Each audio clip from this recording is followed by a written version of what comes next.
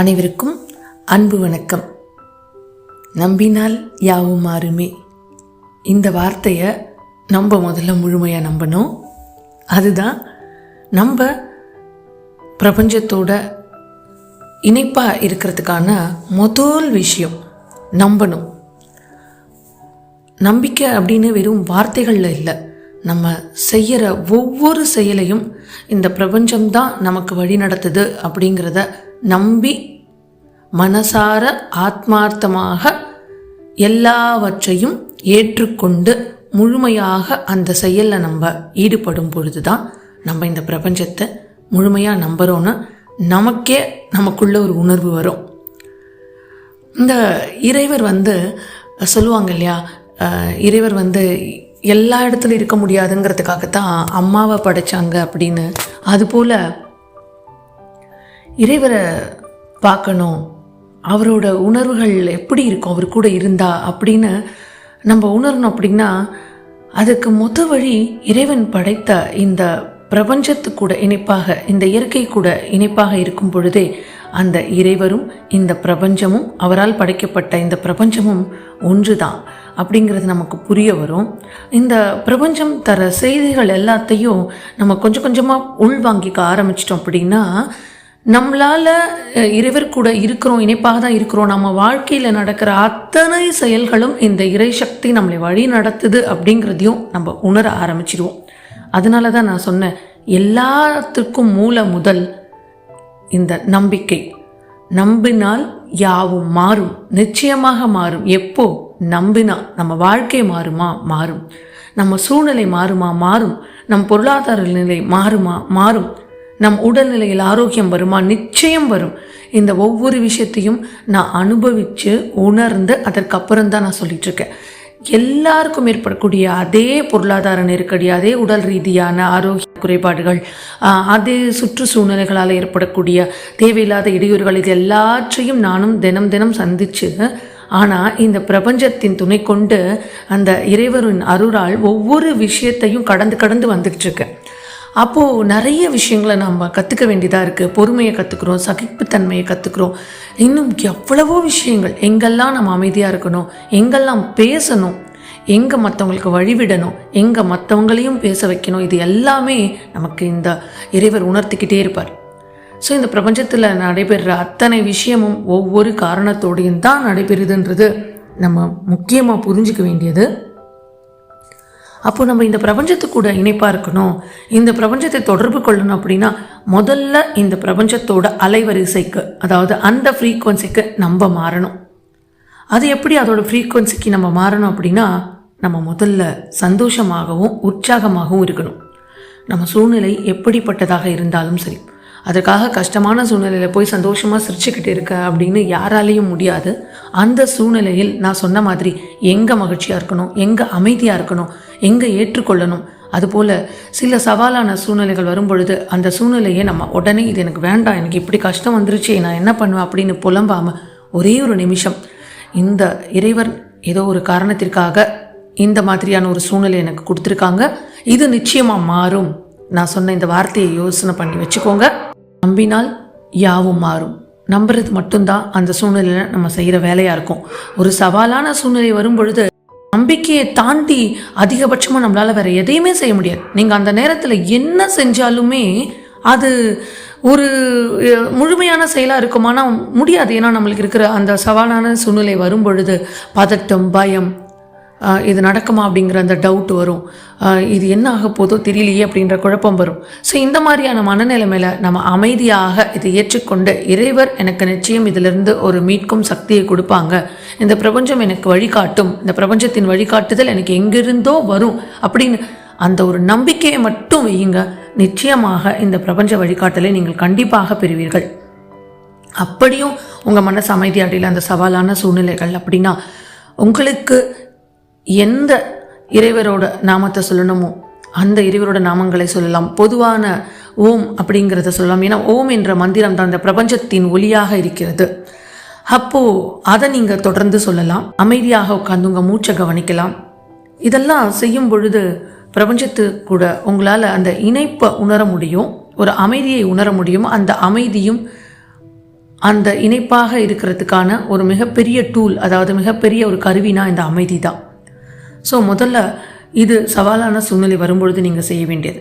இப்போது நம்ம தினமும் பிரபஞ்சத்து கூட இணைப்பாக இருக்கிறோம், சந்தோஷமாக நம்ம அதை கூப்பிடணும், அது கூட பேசணும், இதெல்லாம் சொல்லும்போது, இல்லை நம்ம அதுக்கிட்ட நம்மளோட விஷயங்களை சொல்லணும், நம்மளோட தேவைகள் இருக்குது, இல்லை என்னோட தேவையே உன்னை அறிதலாக இருக்குது, ஞானமாக இருக்குது அப்படின்னாலும் சரி, அமைதியாக முதல்ல ரிலாக்ஸாக உட்காந்துக்கோங்க. உங்களோட ஒவ்வொரு பாகத்தையும் ரிலாக்ஸ் பண்ணுங்கள்.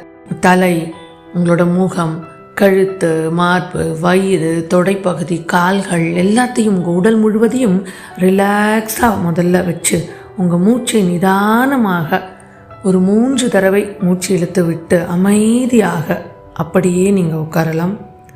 ஏதாவது தேவையில்லாத எண்ணங்கள் இருந்தால் இந்த மூச்சை இழுத்து விடும் பொழுதே இந்த தேவையில்லாத எண்ணங்களும் என்னோட சேர்ந்து வெளியில் போயிடட்டும் அப்படின்னு நீங்கள் அந்த மூச்சை இழுத்து விட்டும் பொழுது யோசிச்சுக்கலாம். நீங்கள் சந்தோஷமாக இருந்த அந்த சந்தோஷமான தருணங்களை நினச்சி பார்க்கலாம், கொண்டு வரலாம் உங்கள் மைண்டில். ஏன் நான் இதை சொல்கிறேன்னா, அப்போது ஒரு சந்தோஷமான நிகழ்வுகள் நீங்கள் நினச்சி பார்க்கும் பொழுது உங்களுக்குள்ள அந்த உற்சாகம், அந்த உணர்வு வரும். எப்படிங்க நான் திடீர்னு சந்தோஷமாக இருக்கிறது எனக்கு தெரியலையேன்னு நிறைய பேர் கேட்குறீங்கல்ல. ஸோ நீங்கள் சந்தோஷமாக ரொம்ப ரொம்ப எப்போ நீங்கள் உங்கள் வாழ்க்கையில் அவ்வளோ சந்தோஷமாக நான் இருந்திருக்கேன்னு சில தருணங்கள் எல்லாருக்கும் இருக்குல்ல, அதை அப்படியே நினைவு கூர்ந்து பாருங்கள், கொண்டு வாங்க உங்கள் மைண்டில். அப்போது ஒரு மகிழ்ச்சியும் உற்சாகம் உங்களுக்குள்ளே வரும் பாருங்கள். இதுதான் உங்களையும் பிரபஞ்சத்தையும் இணைக்கும் சக்தியாக இருக்கும். அதற்கப்புறம் உங்கள் கேள்வியை, உங்கள் மனசில் என்ன கேள்விகள் இருக்கோ அதை இந்த பிரபஞ்சத்துக்கிட்ட வையுங்க. நிச்சயமாக அந்த பதில் உங்களுக்கு கிடைக்கும். அந்த பதில் எப்படி கிடைக்கணும்னும் கூட நீங்கள் உங்களுக்கு ஏற்ற வகையில் அறிகுறி கேட்டுக்கலாம்னு நான் போன பதிவிலையும் சொல்லியிருந்தேன். ஸோ அந்த பதில் உங்களுக்கு எப்படி வேணுமோ அப்படி அந்த அறிகுறியை கேளுங்க, உங்கள் கேள்விகளை வையுங்க. அதே நேரம் பதில் கிடைச்சே ஆகணும், இப்போவே எனக்கு கிடைக்கணும்னு இந்த பிரபஞ்சத்தை நம்ம ஃபோர்ஸ் பண்ணவே கூடாது. கேளுங்க. இந்த பிரபஞ்சம் எப்படிப்பட்ட சக்தி, உயர் ஃப்ரீக்குவன்சியில் நீங்கள் இருக்கும் பொழுது இந்த பிரபஞ்சம் சீக்கிரமாக உங்களிடம் வந்துடும். அதனால தான் அந்த மகிழ்ச்சியாக இருக்கிறது தான் அந்த ஃப்ரீக்குவன்சி. நான் முதல்ல சொன்ன மாதிரி இந்த பிரபஞ்சத்தோட அந்த அலைவரிசைக்கு நம்ம மாறணும்னு சொன்னோம் இல்லையா. அந்த பிரபஞ்ச அலைவரிசை என்ன அப்படின்னா, மகிழ்ச்சியாக நீங்கள் இருக்கும் தருணங்கள் தான் இந்த பிரபஞ்சத்தோட அலைவரிசை. இந்த பிரபஞ்சத்திற்கு மகிழ்ச்சி, உற்சாகம், பாசிட்டிவ் தாட்டு, எப்பயுமே சந்தோஷமாக மற்றவங்களை சந்தோஷப்படுத்துறது, நல்வார்த்தைகள், நன்றி உணர்வு, கருணையோடு இருக்கிறது, இதெல்லாம் தான் இந்த பிரபஞ்சத்துக்கு கூட நம்ம சேர்கிற அலைவரிசை. ஸோ அதற்கு நீங்கள் அந்த அலைவரிசைக்கு உங்களை நீங்கள் மாற்றிக்கிட்டு இந்த பிரபஞ்ச வழிகாட்டுதலை கேட்டிங்கன்னா நிச்சயமாக உங்களுக்கு வரும்.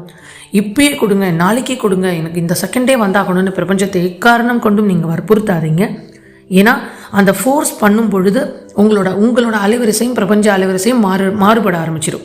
ஏன்னா ஃபோர்ஸ் பண்ணும்பொழுது ஒரு டென்ஷன் உருவாகும், ஒரு பதட்டம் வரும். இது பிரபஞ்ச அலைவரிசைக்கு எதிரானது. ஸோ நம்ம என்ன பண்ணணும், நம்ம பண்ண வேண்டியது எல்லாமே உங்களோட பாசிட்டிவிட்டி ஃப்ரீக்குவன்சி, இந்த பிரபஞ்ச அலைவரிசைக்கு நீங்கள் மாறுறதை மட்டும் அதிக பண்ணிகிட்டே போங்க. எப்பயும் உற்சாகமாக சந்தோஷமாக வச்சுக்கோங்க. அப்படி ஒரு சவாலான சூழ்நிலை வருது, ஒரு கஷ்டமான சூழ்நிலை வருது அப்படின்னா அந்த நேரத்தில் அமைதியாக அதை ஏற்றுக்கொண்டு, கொஞ்சம் இது ஆரம்பத்தில் கஷ்டமாக இருக்கும், அதுக்கப்புறம் உங்களுக்கே அந்த பிரபஞ்சத்தோட இணைய கண்டிப்பாக புரிய ஆரம்பிச்சிடும். ஏன்னா எப்போதும் அந்த கஷ்டத்திலே நீங்கள் இருக்க போகிறதில்ல. முதல்ல இது நிலையானது இல்லை. இந்த கஷ்டமாக இருக்கட்டும் சந்தோஷமாக இருக்கட்டும் ரெண்டுமே எப்பொழுதுமே ஸ்டாண்டர்டாக அப்படியே இருக்காது. ஒன்று மாற்றி தான் நிச்சயமாக நமக்கு வரும். அப்போ ஒரு கஷ்டம் வரும்போது இது மாறும் அப்படின்னு சந்தோஷமாக மாறும்னு நீங்கள் நம்பிக்கையோடு இருக்கணும். அதே போல் சந்தோஷமாக இருக்கும்பொழுது எந்த நேரம் வேணாலும் இந்த சந்தோஷம் மாறுபடலாம்ன்ற அந்த தெளிவோடு இருக்கணும். அப்போ தான் கஷ்டம் வரும்போது மறுபடியும் நம்ம டவுன் ஆக மாட்டோம். எப்போதுமே பாசிட்டிவாகவும் மகிழ்ச்சியாகவும் இருக்கும் பொழுது பிரபஞ்சத்தோட தொடர்பிலேயே நீங்கள் இருப்பீங்க, அதை உணரவும் முடியும். அப்படி நீங்கள் சந்தோஷமாகவும் மகிழ்ச்சியாகவும் உங்களை வச்சிட்டு இருக்கும் பொழுது பிரபஞ்சத்துக்கிட்டேருந்து வர பதில் உங்களுக்கு புரிய ஆரம்பிக்கும். அதை நீங்கள் புரிஞ்சுப்பீங்க. அதற்கு உங்களுக்கு அந்த விழிப்புணர்வு அப்படிங்கிறது வேணும். ஏன்னா நீங்கள் கேட்ட ஆன்சர் எதில் வேணாலும் எப்படி வேணாலும் வரலாம், நீங்கள் கேட்டபடியே வரலாம். அதை நீங்கள் விழிப்புணர்வோடு கொஞ்சம் கவனமாக இருந்தீங்கன்னா நிச்சயமாக உங்களுக்கு அது பேசுகிறது புரியும். அப்போது உங்களுக்கு பிரபஞ்சம் உங்கள் கூடவே இருக்கின்ற நம்பிக்கை இன்னும் அதிகமாக வரும். ஒரு சரணாகதி மனப்பான்மையில் எப்பொழுதுமே இருந்துருங்க. அதாவது சரணாகதினா என்னென்னா, எல்லாமே அந்த இறைவரால் தான் நடக்குது. அந்த இறைவன் இந்த பிரபஞ்சம் முழுவதும் வியாபித்திருக்கிறார். எந்த ஒரு சின்ன கண்ணை இப்படி நம்ம இமைக்கிறோம் அப்படின்னா அதற்கு கூட அந்த இறைவன் தான் காரணம். ஒவ்வொரு அவனின்றி ஓரணுவும் அசையாது, ஒவ்வொரு அணுவும் அசைவது அவன் அருளாலே இல்லையா? அப்போது ஒவ்வொரு விஷயமுமே நம்ம செய்கிற எல்லா விஷயத்தையுமே ஒரு சரணாகதி மனப்பான்மையோடு செஞ்சிட்டோம் அப்படின்னா இந்த பிரபஞ்சத்தோட எப்பொழுதுமே நம்ம இணைப்பாக இருக்கலாம். நம்ம எல்லார்கிட்டையும் கேட்குறோம், இந்த பிரபஞ்சத்துக்கிட்டையும் கேட்குறோம், எனக்கு அது வேணும் இதுக்கு வேணும், கரெக்ட். ஆனால் அதுக்கு முன்னாடி நம்ம கொடுக்குறவங்களா மாறணும். நம்மளால் என்ன முடியுமோ அந்த கொடுக்கும் தன்மையில் நம்ம இருக்கிறதுக்கு அட்லீஸ்ட் பழகலாம். பிறர் நலன் விரும்ப வேண்டும் சொல்லுவாங்க. அதாவது நமக்கு எது வரக்கூடாது, இந்த கெட்டது எனக்கு நடக்கக்கூடாது அப்படின்னு நம்ம நினைக்கிறோமோ அதுபோல் அவங்களுக்கும் அது நடக்கக்கூடாது. நான் எப்படி ஆரோக்கியமாக இருக்கணும் வேண்டுமோ அதுபோல் பிற உயிர்களும் ஆரோக்கியமாக இருக்கணும்னு நீங்கள் அந்த பிறர் நலன் என்னைக்கு நினைக்க ஆரம்பிக்கிறீங்களோ உங்களோட அந்த மகிழ்ச்சியையும் உங்கள் நலனையும் அந்த பிரபஞ்சம் பார்த்து கொள்ளும். ஏன்னா தீதும் நன்றும் பிறர் தரவாரா. நம்ம என்ன கொடுக்குறோமோ அதுதான் நமக்கு. நம்ம மற்றவங்கள சந்தோஷமாக வச்சுக்கணும், மற்றவங்கக்கிட்ட நன்றி உணர்வோடு இருக்கணும், மற்றவங்களுக்கு நிறைய செய்யணும்னு நினைக்கும் பொழுது நீங்கள் எங்கே போவீங்க?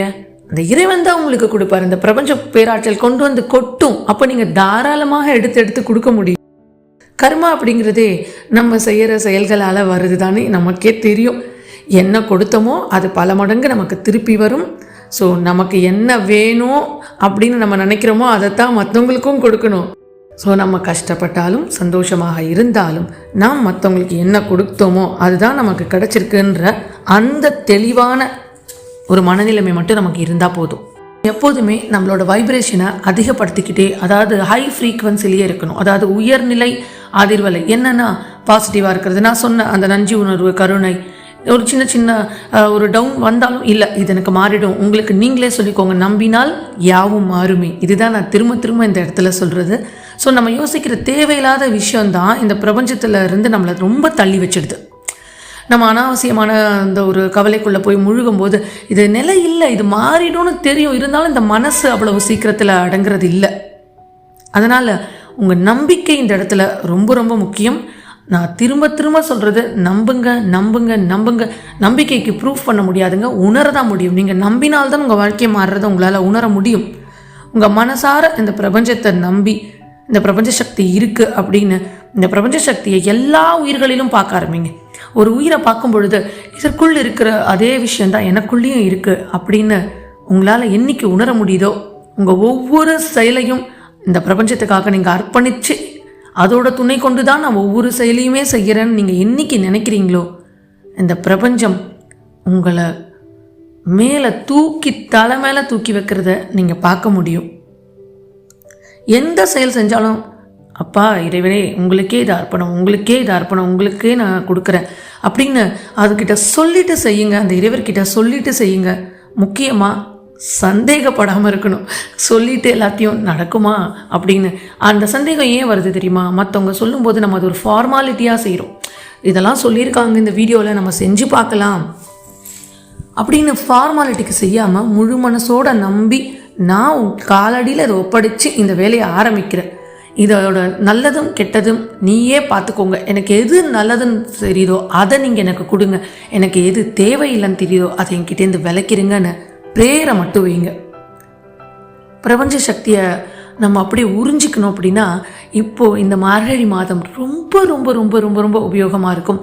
இந்த மார்கழி அதிகாலையில் நான் இந்த பதிவில் சொன்ன மாதிரி எழுந்து உங்களோட உடம்பை ரிலாக்ஸ் பண்ணி மூச்சு காற்றை கவனித்து ஒரு புகை மண்டலமாக இந்த வெள்ளை ஒளி உங்களுக்கு மேலே இருக்குன்னு அதுக்கிட்ட அதிலிருந்து நீங்கள் எல்லா எனர்ஜியும் உறிஞ்சிக்கிறீங்கன்னு ஒரு சின்ன ஒரு விஷுவலைசேஷனை கூட நீங்கள் வேணும்னா பண்ணிக்கலாம். இதெல்லாம் ஆரம்ப நிலை தான், ஞான நிலைக்கு எதுவுமே தேவையில்லை. உங்கள் ஆத்மாவை நீங்கள் உணர்றதுக்கு கண்கள் மூடி அமர்ந்து எல்லா விஷயம் முன்னால் தான் நடக்குதுன்னு இந்த சரணாகதியை வச்சாலே போதும். நீங்கள் அடைய வேண்டிய அனைத்தையும் அடைய முடியும். ஏன் அப்படி நான் சொல்கிறேன் அப்படின்னா ஒரு பர்டிகுலர் அலைவரிசையில் நீங்கள் இருக்கும் பொழுது உங்களுக்கு வலி, வேதனை, கஷ்டம் எதுவுமே தெரியாது. நீங்கள் பார்த்துருப்பீங்க தீ மிதிக்கிறது, அலகு குத்துறது. எப்படி இதே சாதாரணமாக நம்ம கையில் ஒரு சின்ன பின்னு குத்திட்டாலே, ஊசி குத்திட்டாலே கத்துறோம். ஒரு ஊசி போட்டு அவ்வளோ வலிக்குது. ஒரு தீ சமைக்கும் பொழுதோ ஏதோ ஒரு நேரத்தில் தீ பட்டுட்டாலோ சுட்டுட்டாலோ நம்மளால் தாங்க முடியல. ஆனால் நம்மளே விரும்பி போய் அலகு குத்திக்கிறோம், தீ மிதிக்கிறோம். அப்போ எங்கே போச்சு? அப்போ நம்ம எந்த ஒரு ஃப்ரீக்வன்சியில் இருப்போம்னு உங்களுக்கு புரிஞ்சிருக்கும்னு நினைக்கிறேன். அந்த ஒரு மனநிலைமை. அப்போ தீ மிதிக்கும் போது எல்லாமே அவங்க பார்த்துப்பாங்க. என் கால் சுடாது, சுடும், அது நமக்கு தெரியவே தெரியாது. அந்த நேரம் அலகு குத்தும்போது வலி அந்த நேரத்தில் இருக்காது, அதுக்கப்புறம் வேணால் வலிக்கலாம், அது எனக்கு தெரியல. ஆனால் நிச்சயமாக அந்த நேரத்தில் அவங்களுக்கு வலி தெரியாததுனால தான் அலகு குத்திக்க முடியுது. அந்த ஒரு வைப்பில் நம்ம இருந்தோம் அப்படின்னா நிச்சயமாக நீங்கள் இந்த பிரபஞ்சத்துக்கிட்டேருந்து எல்லாவற்றையும் அடைய முடியும். எப்போது உங்களால் நான் அடுத்தவங்களுக்கு கொடுக்க முடியும்னு நினைக்கிறீங்களோ அப்போவே உங்களுக்கு எல்லாமே கிடைச்சிடும். எல்லா நேரமும் இந்த விழிப்புணர்வோடு இருக்கிறதுக்கு நீங்கள் சந்தோஷமாக இருந்தாலே போதும். எந்த சந்தோஷமும் துக்கமும் இது நீடிக்காது, இது மாறிடும்னு நீங்கள் நினைக்கணும். உங்கள் உள்ளுணர்வை வெளிப்படுத்துங்க, உங்கள் உள்ளுணர்வால் உணருங்க. உங்கள் இன்டென்ஷனை அந்த பிரபஞ்சத்துக்கிட்ட எனக்கு இதுதான் அப்படின்னு வெளிப்படுத்துங்க. உங்கள் உணர்வுகள் ரொம்ப சக்தி வாய்ந்தவை, அது எனக்கு தேவையான அனர்த்தையும் ஈர்த்து கொடுக்கும்னு நீங்கள் நம்புங்க. எப்போ நீங்கள் இந்த பிரபஞ்சத்தை உணர ஆரம்பிக்கணும்னு நினைக்கிறீங்களோ முழு கவனத்தையும், ஒரு 10 நிமிஷம் உட்காந்தா கூட அந்த முழு கவனத்தையும் ஃபோக்கஸ்டாக வேற எதுலேயுமே இல்லை, எல்லாமே நீதான சரணாகதி மனப்பான்மையில் இருக்கணும். வேற எதுவுமே தேவையில்லை. நம்புங்க, இந்த இயற்கையை நேசிங்க. இந்த இயற்கையை நேசிக்கும் அந்த உணர்வே ஒரு தனித்தாங்க. நீங்கள் செய்ய வேண்டியதெல்லாம் ஒன்று தான். உங்களுக்காக இந்த கொஞ்சம் நேரத்தை நீங்கள் ஒதுக்கியே ஆகணும். உங்களை நீங்களே உணர இந்த நேரங்களை நிச்சயமாக ஒதுக்கணும். உங்களை நீங்களே அதிகமாக நேசியுங்கள். இந்த இயற்கையை நேசியுங்கள். இந்த இயற்கையும் உங்களை நேசிக்கிறது, இந்த பிரபஞ்சமும் உங்களை நேசிக்கிறது. இதை நீங்கள் புரிஞ்சுக்கிட்டீங்க அப்படின்னா இந்த வழியில் நீங்கள் போய்கிட்டே இருக்கலாம். பிரபஞ்சம் உங்களை வழிநடத்தி கொண்டே இருக்கும் என்பதை நீங்கள் மனதார உணர்ந்து கொள்வீர்கள். மீண்டும் ஒரு நல்ல பதிவில் உங்களை சந்திக்கும் வரை நன்றி.